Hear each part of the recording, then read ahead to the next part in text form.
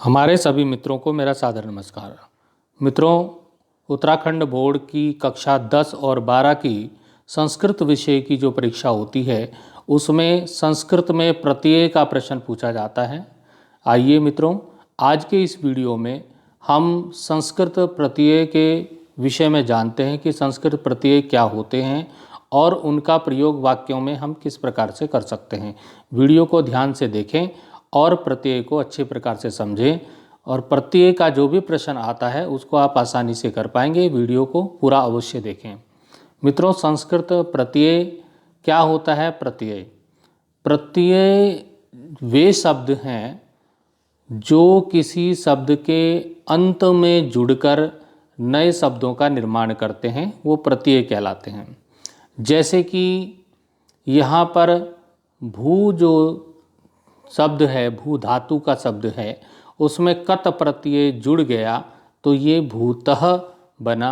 उसी प्रकार से भू में तव्य अगर प्रत्यय जुड़ा तो वो भवितव्य हो जाएगा और भू में तुमुन प्रत्यय जुड़ेगा तो वो भवितुम हो जाएगा। तो इसी प्रकार से और भी किस प्रकार से प्रत्यय का प्रयोग कर सकते हैं, कौन कौन से प्रत्यय होते हैं, आइए उनके बारे में जानते हैं। प्रत्ययों के भेद कौन कौन से होते हैं? प्रत्ययों के भेद मुख्यतः 3 भेद होते हैं। कृत प्रत्यय, तद्धित प्रत्यय और स्त्री प्रत्यय। 3 भेद संस्कृत में प्रत्ययों के हैं जो इस प्रकार से हैं। सबसे पहले हम कृत प्रत्यय को समझते हैं कि कृत प्रत्यय क्या होता है। जिन प्रत्ययों का प्रयोग धातु क्रिया के, धातु को क्रिया भी बोलते हैं, धातु क्रिया के बाद किया जाता है, जिन प्रत्ययों का प्रयोग वे होते हैं कृत प्रत्यय। ध्यान दीजिएगा, जिन प्रत्ययों का प्रयोग धातु क्रिया के बाद में किया जाता है वे होते हैं कृत प्रत्यय। जैसे कि क्री धातु जो शब्द है उसमें तव्यत प्रत्यय जुड़ा तो कर्तव्यम हो गया। इसी प्रकार से पठ धातु है, अनियर प्रत्यय इसमें जुड़ा तो ये पठनीयम हो गया। तो जिन प्रत्ययों का प्रयोग धातु क्रिया के बाद किया जाता है वो कृत प्रत्यय कहलाते हैं। अब आता है तद्धित प्रत्यय किसे कहते हैं। तद्धित प्रत्यय शब्द में जुड़ने वाले संज्ञा, सर्वनाम तथा विशेषण शब्दों में जुड़ने वाले प्रत्ययों को तद्धित प्रत्यय कहा जाता है। जैसे तरप, तमप, इनी, मयट, ठक, इतच आदि जो प्रत्यय हैं वो तद्धित प्रत्यय हैं। अब यहाँ पर हम बात करते हैं सबसे पहला आत्मन जो शब्द है। आत्मन में वतुप जब प्रत्यय जुड़ेगा तो ये आत्मवान हो जाएगा। ठीक है, किस प्रकार से होगा हम आगे बात करेंगे। गुण में वतुप प्रत्यय जुड़ा तो गुणवान हो गया। इसी प्रकार से यशस में वतुप जुड़ा तो यशवान हो गया और लक्ष्मी में वतुप जुड़ा तो लक्ष्मीवान हो गया। तो इस प्रकार से ये तद्धित प्रत्यय हुए। उसके बाद होते हैं स्त्री प्रत्यय। स्त्री प्रत्यय पुल्लिंग शब्द को स्त्रीलिंग में बदलने वाले होते हैं।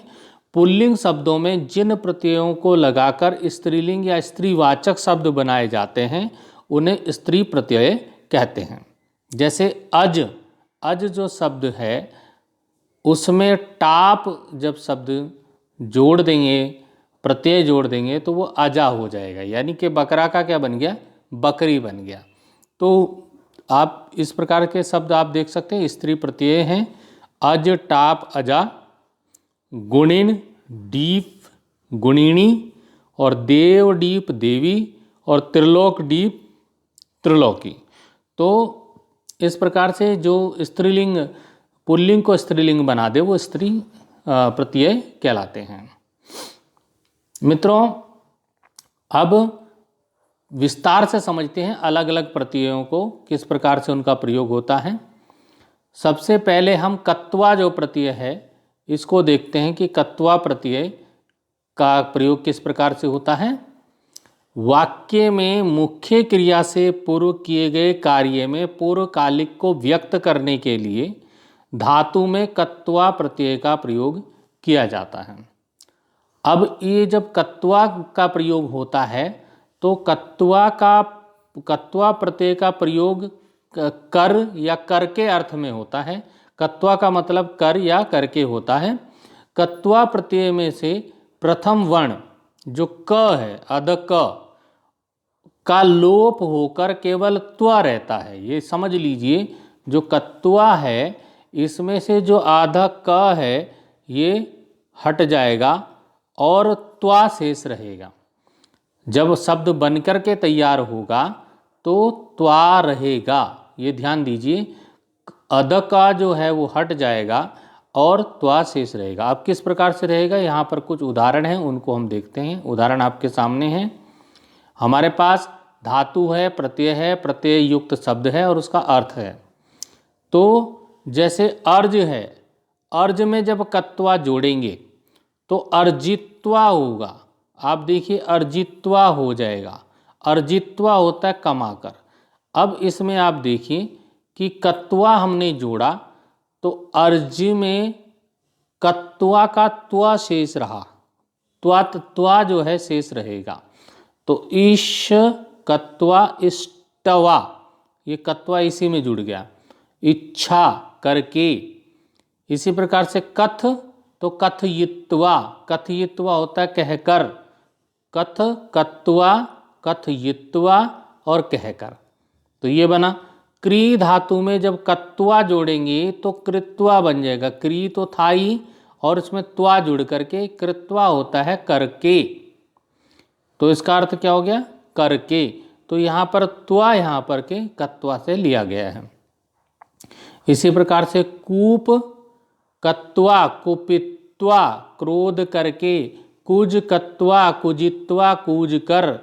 कृष कत्वा, कृष्टवा जोत कर। खाद कत्वा, खादित्वा खाकर। खाद में कत्वा जोड़ेंगे तो खादित्वा, त्वा इसमें जुड़ जाएगा खाकर। ठीक है। इसी प्रकार से खन कत्वा, खनित्वा खोद कर। गम कत्वा, गम कत्वा में गत्वा जाकर। तो गमत्वा नहीं करना है, गत्वा हो जाएगा। ठीक है। गण कत्वा, गण कत्वा गणयित्वा गिनकर। चुर कत्वा, चोरित्वा चुराकर। चल कत्वा, चलित्वा चलकर। तो इस प्रकार से कत्वा के शब्द हो गए। अब दूसरा जो प्रत्यय हम बात कर रहे हैं जो महत्वपूर्ण है, उन्हीं की हम यहाँ पर बात कर रहे हैं, वो है लेयप प्रत्यय। लेयप प्रत्यय किस प्रकार से प्रयोग होता है उसके बारे में हम समझ लेते हैं कि जहाँ धातु के पूर्व, ध्यान दीजिएगा, जहाँ धातु के पूर्व उपसर्ग लगा हो, जहाँ पर धातु के पूर्व उपसर्ग लगा हो वहाँ कत्वा के स्थान पर लयप का प्रयोग, लयप प्रत्यय का प्रयोग किया जाता है।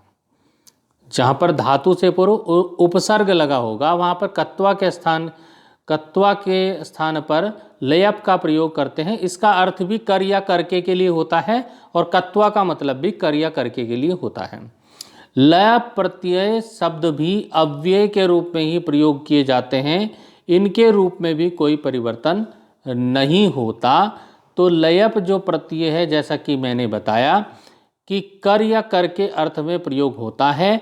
लयप में क्या होगा, ला और पा का लोप हो जाता है। ला और पा चले गए, हट गए, बचा क्या, या। लयप में देखिए ये लयप है, ये लयप है, तो ला लयप में से क्या चला गया, मैंने बताया ला लयप में से ला भी चला गया, पा भी चला गया, बचा क्या है, बचा है या। तो या शेष रहेगा, जो बीच का या है वो शेष रहेगा, बाकी सब हट जाएगा। तो अब किस प्रकार से रहेगा हम उदाहरण देखते हैं। उदाहरण में देखिए कि उदाहरण आपके सम्मुख है। आगम जो शब्द है, आ इसमें उपसर्ग हो गया, शुरू में आ है, उपसर्ग शुरू में जुड़ते हैं, प्रत्यय बाद में जुड़ते हैं। तो गम धातु में आगम, और इसमें आगम में जब लयप जुड़ गया तो ये हो जाएगा आगत्य, तो या शेष रहेगा। आगत्य मतलब आकर, आदा लयप, तो क्या हो जाएगा आदाय लाकर। आनीलयप आनीय लाकर। उत्डीलयप उड्डीय उत्डीलयप उड्डीय, उत्त्रीलयप उत्तीर्य उत्तीर्ण करके, उत्स्थालयप उत्थाय उठकर। तो इस प्रकार से ये लयप जो है कत्वा के स्थान पर प्रयोग होते हैं वहाँ पर जहाँ पर शुरू में क्या है, उपसर्ग है। ये जो उप है, उपसर्ग है, ये उप है, उपसर्ग है, उपसर्ग है, नि उपसर्ग है। तो उपसर्ग यदि शुरू में आया, उपक्रीलयप, उपक्रीलयप उपकृत्य उपकार करके, जहाँ पर शुरू में उपसर्ग जुड़ गया वहाँ पर लयप का प्रयोग होता है। लब लयप उपलब्धि प्राप्त करके, गम लयप उपगम में पास जाकर, पालयप निपीय पीकर, निर्गम लयप निर्गत्य निकलकर, परिग्रह लयप परिग्रहीय ग्रहण करके, परित्यज लयप परित्यज्य त्याग कर। तो इस प्रकार से लयप का प्रयोग आप समझ गए होंगे। अगला जो प्रत्यय हमारे पास तुमुन, जो बहुत ही महत्वपूर्ण प्रत्यय है। तुमुन का प्रयोग परीक्षा में पूछा जाता है। तो जो मैं बता रहा हूँ ये महत्वपूर्ण ही बता रहा हूँ, और भी बहुत सारे होते हैं प्रत्यय, लेकिन मैं सिर्फ महत्वपूर्ण यहाँ पर बता रहा हूँ आपको। तुमुन प्रत्यय का प्रयोग, तुमुन जो प्रत्यय होता है इसका अर्थ होता है के लिए। तुमुन प्रत्यय का प्रयोग के लिए अर्थ में प्रयोग किया जाता है, जहाँ पर के लिए का अर्थ हो। क्या अर्थ में होता है? तुमुन प्रत्यय से बना हुआ रूप अव्यय होता है, अतः उसके रूप नहीं चलते हैं। तुमुन प्रत्यय में मुंह और उ एवं अंतिम अक्षर ना का लोप हो जाता है। आप समझिए, तुमुन प्रत्यय है और तुम शेष रहता है उसमें। तो ये समझिए, तू में से तू मुँह, तू, ये इसे मुँह और उ, यानी कि जो दूसरी जो ऊ की मात्रा है ये भी हट जाती है, ऊ की मात्रा हट जाएगी और ना हट जाएगा। तो बचा क्या? तू और माँ, तुम। तो तुम शेष रहता है। तो इसका ध्यान रखिए कि इसमें जब तुमुन प्रत्यय हम जोड़ रहे हैं तो मुंह के ऊ और ना जो है हट जाएगा और तुम शेष रहेगा। उदाहरण आप देखिए किस प्रकार से रहेगा। जैसे कि यहाँ पर उदाहरण आपके सम्मुख है, ईश तुमुन, तो एशी तुम हो जाएगा, तुमुन नहीं हो, एशी तुमुन नहीं होगा, तुम होगा खाली, है ना, चाहने के लिए। कथ तुमुन, तो क्या होगा? कथ ये तुम, कथ ये तुम लास्ट में, अंत में तुम आएगा। ये देख लीजिए, सब में क्या हो जाएगा? तुम तुम तुम तुम तुम, तो अंत में तुम आएगा इसमें। क्रीड तुमुन क्रीड तुम, खेलने के लिए। क्री तुमुन कर तुम, करने के लिए। क्री तुमुन क्रे तुम, खरीदने के लिए, है ना। क्रुद्ध तुमुन क्रोधुम, क्रोध करने के लिए। खाद तुमुन खादी तुम, खाने के लिए। गम तुमुन गंतुम, जाने के लिए। गम तुमुन गंतुम, जाने के लिए। चल तुमुन चलितुम, चलने के लिए। के लिए का अर्थ होता है जी तुमुन जेतुम, जीतने के लिए। जीव तुमुन जीवितुम, जीने के लिए। दा तुमुन दातुम, देने के लिए। दृश्य तुमुन दृष्टुम, देखने के लिए।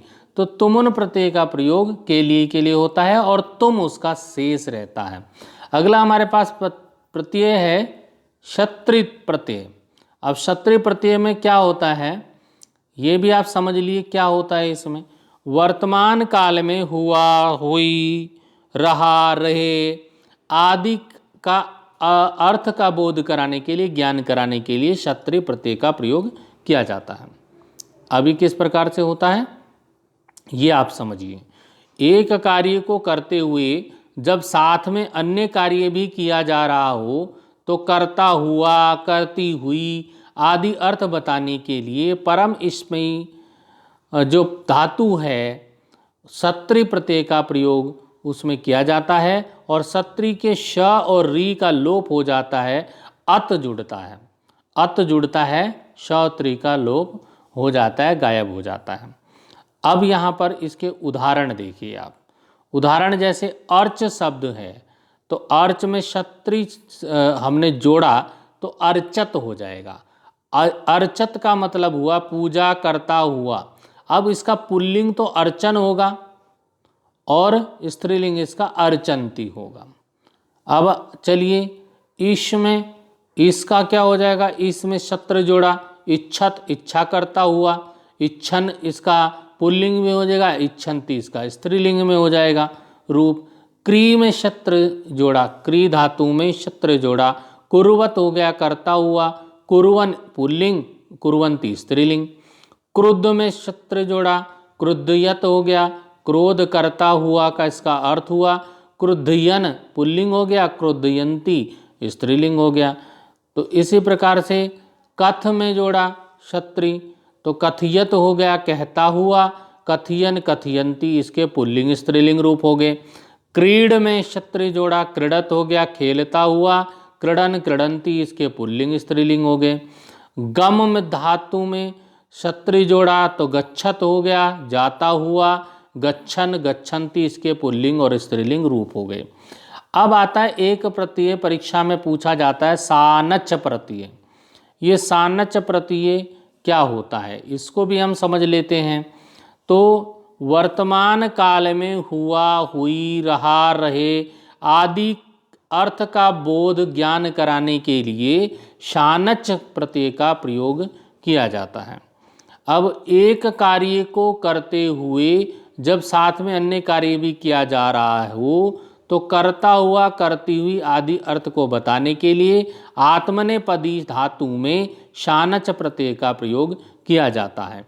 शानच के श और च का लोप होकर आन के पहले म का आगम हो जाता है।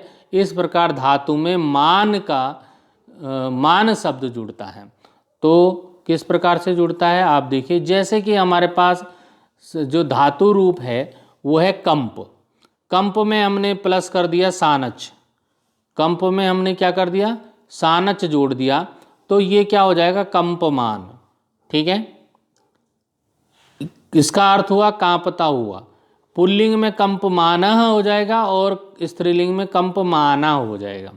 इसी प्रकार से जन, जन में सानच जोड़ा तो जायमान पैदा होता हुआ हो जाएगा, जायमाना और जायमाना ये पुल्लिंग और स्त्रीलिंग रूप हो गए। लब में सानच जोड़ा, बहुत इंपॉर्टेंट है, आता है ये परीक्षा में लब। लब में सानच जोड़ा तो लबमान हो गया।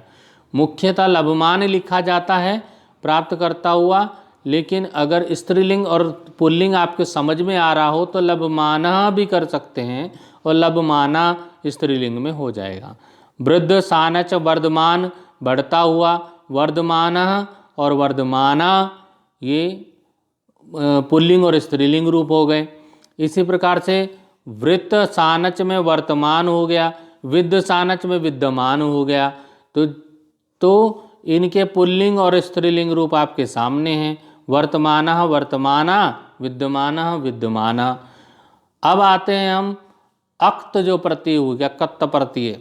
कत प्रत्यय देख लीजिए, कत प्रत्यय कैसे होता है। कत प्रत्यय कत्वा नहीं है, ये कत प्रत्यय है। तो ये इसका प्रयोग जो होता है भूतकालिक क्रिया के अर्थ में कत का प्रयोग किया जाता है। भूतकालिक क्रिया के अर्थ में कत का प्रयोग किया जाता है। कत में ता शेष रहता है, इसमें केवल ता शेष रहता है। कत प्रत्यय सकर्मक धातु में कर्मवाच्य और अकर्मक धातु में भाववाच्य में प्रयोग होता है। कत के रूप तीनों लिंगों में चलते हैं और कत प्रत्यय के पुल्लिंग में राम के समान और स्त्रीलिंग में रमा के समान रूप चलते हैं, नपुंसक लिंग में फल के समान चलते हैं। तो किस प्रकार से उदाहरण हम देखेंगे, ज़्यादा उदाहरण नहीं, थोड़े से उदाहरण देख लेते हैं। आ प्लस गम आगम, इसमें यदि कत जोड़ा तो आगत हो जाएगा, जिसका मतलब होता है आया। अब इसे पुल्लिंग में आगता हो जाएगा और स्त्रीलिंग में आगता हो जाएगा। ठीक है, अब आता है आदिश। आदिश में कत जोड़ा तो आदिष्ट हो जाएगा, आदेश दिया। अब इसको अगर पुल्लिंग देखा जाए तो आदिष्ट हो जाएगा और स्त्रीलिंग देखा जाए तो आदिष्टा हो जाएगा। ऐसे ही आ नी, आ और नी से कत जुड़ेगा तो आनीत हो जाएगा, जिसका मतलब होता है लाया। पुल्लिंग में आनीतः हो जाएगा और आनीता हो जाएगा स्त्रीलिंग में। अब आता है कतवतु प्रत्यय। एक प्रत्यय होता है कतवतु, इसको भी देख लेते हैं कतवतु प्रत्यय क्या होता है। ये भी भूतकालिक क्रिया के लिए होता है। भूतकालिक क्रिया के अर्थ में कतवतु प्रत्यय का प्रयोग किया जाता है। कतवतु प्रत्यय में तवत शेष रहता है, जैसे कि उसमें त शेष रहा था, इसमें तवत शेष रहता है। और कतवतु प्रत्यय कर्तृवाच्य में होता है। कतवतु के रूप तीनों लिंगों में चलते हैं। कतवतु के रूप पुल्लिंग में भवत के समान, स्त्रीलिंग में ई जुड़कर नदी के समान, और नपुंसक लिंग में जगत के समान इसके रूप चलते हैं।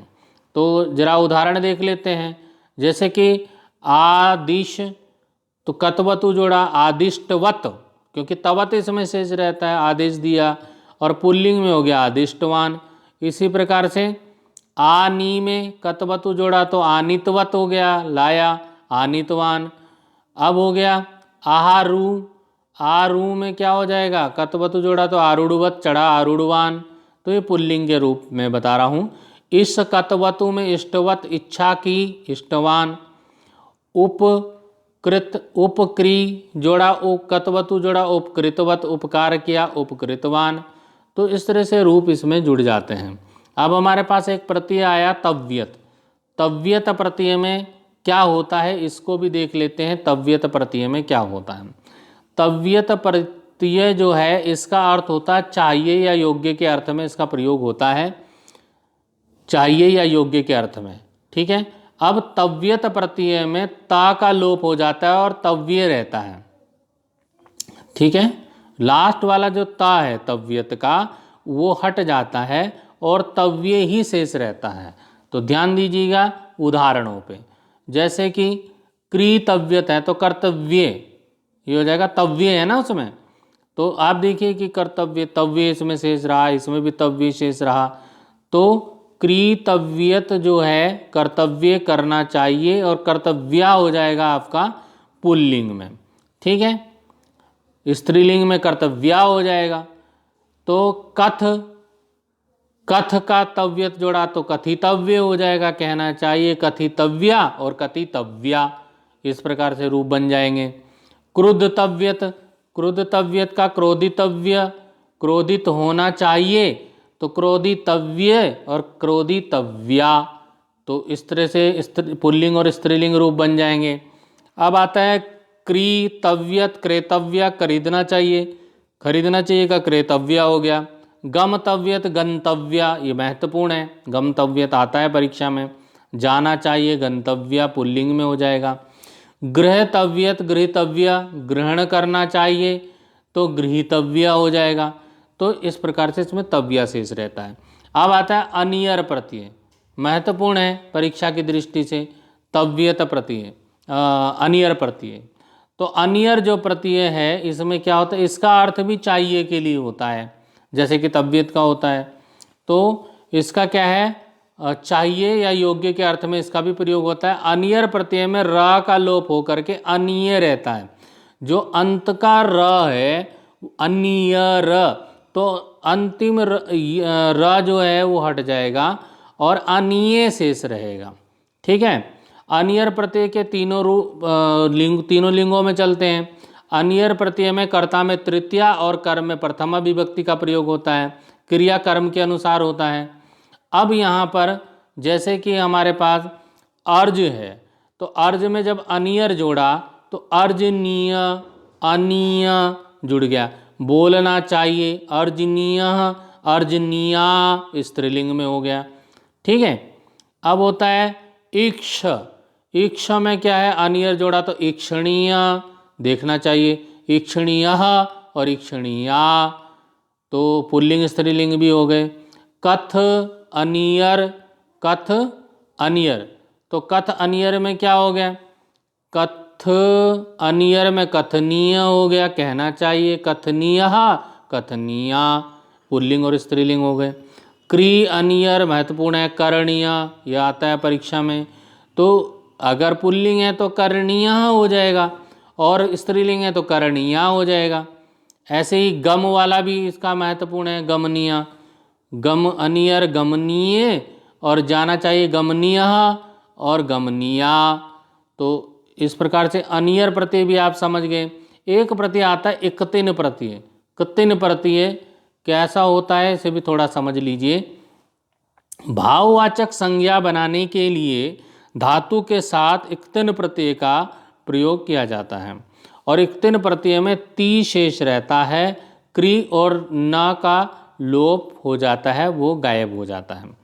तो किस प्रकार से यहाँ पर आप समझिए, तो इसमें क्या है, आहू कितिन, आहुति आहुति देना, संज इक्तिन आशक्ति आशक्त होना, उपलब उपलब इक्तिन उपलब्धि पाना। इसी प्रकार से क्या हो गया, क्रम इक्तिन क्रांति चलना, क्री इक्तिन कृति करना, ये थोड़ा सा महत्वपूर्ण है। गम इक्तिन गति, गम इक्तिन गति ही जाना, ये महत्वपूर्ण है। गय इक्तिन गीति गाना महत्वपूर्ण है। जन इक्तिन जाति, ठीक है। तृप इक्तिन तृप्ति तृप्त होना, और दृश्य इक्तिन दृष्टि देखना, दीप इक्तिन दीप्ति चमकना। तो ये था इक्तिन प्रत्यय। अब आता है स्त्री जो प्रत्यय हैं, टाप। टाप को हम देखते हैं स्त्री प्रत्यय में। टाप जो है वो किस प्रकार से होता है, अकारांत पुल्लिंग शब्दों से स्त्रीलिंग शब्द बनाने के लिए टाप, जिसकी आ की मात्रा समझ लीजिए आप, आ की मात्रा इसमें लगाई जाती है। तो टाप आ पहले ही लिखा है इसमें, इसमें आ की मात्रा लगती है।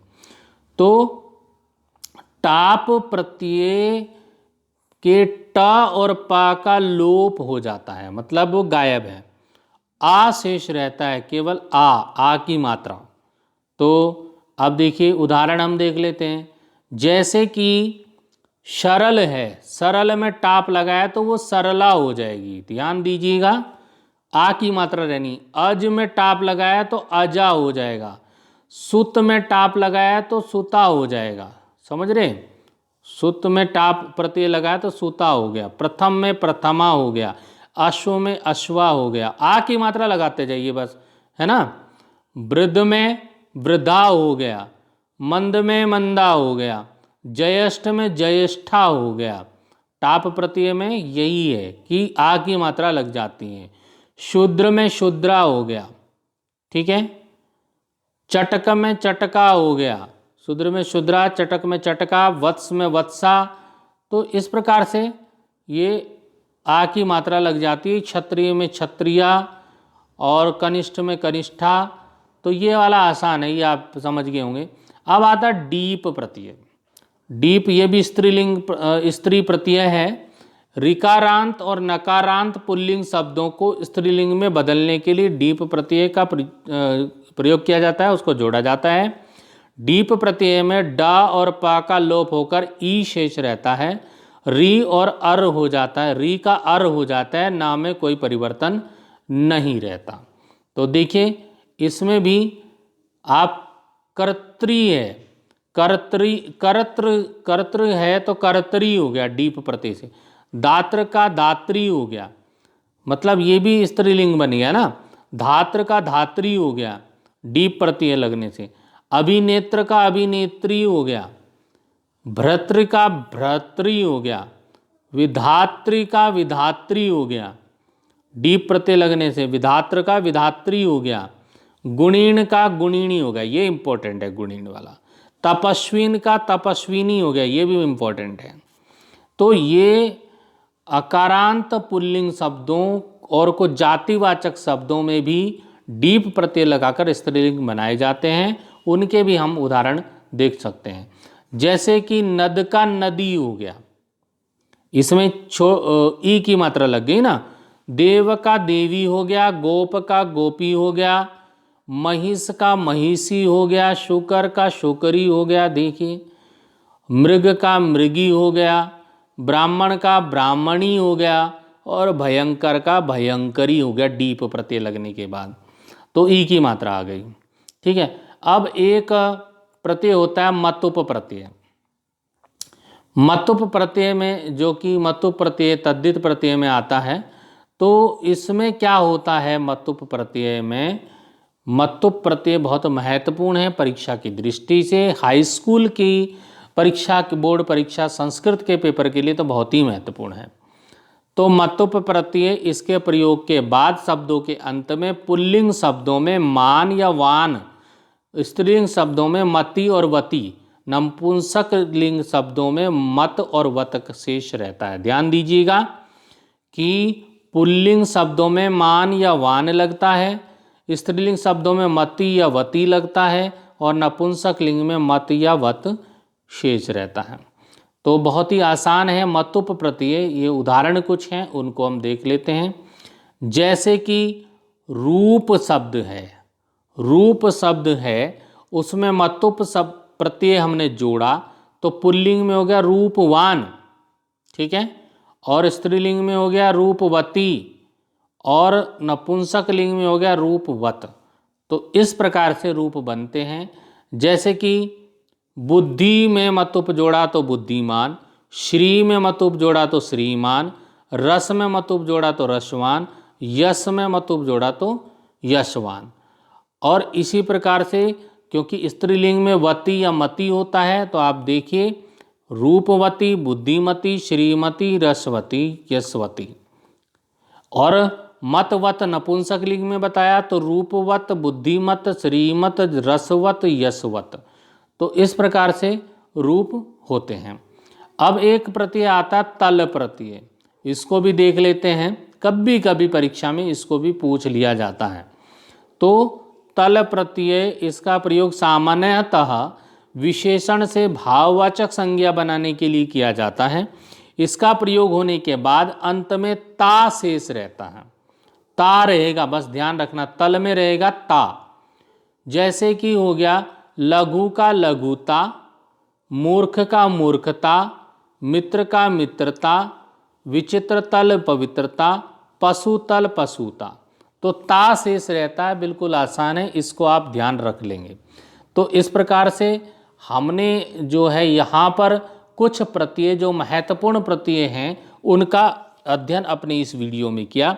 और मैं समझता हूँ कि आप इन प्रत्ययों का अध्ययन करके परीक्षा में जाएंगे तो निश्चित रूप से जो प्रत्यय का प्रश्न संस्कृत वाली परीक्षा में पूछा जाता है उसको आसानी से सॉल्व कर पाएंगे।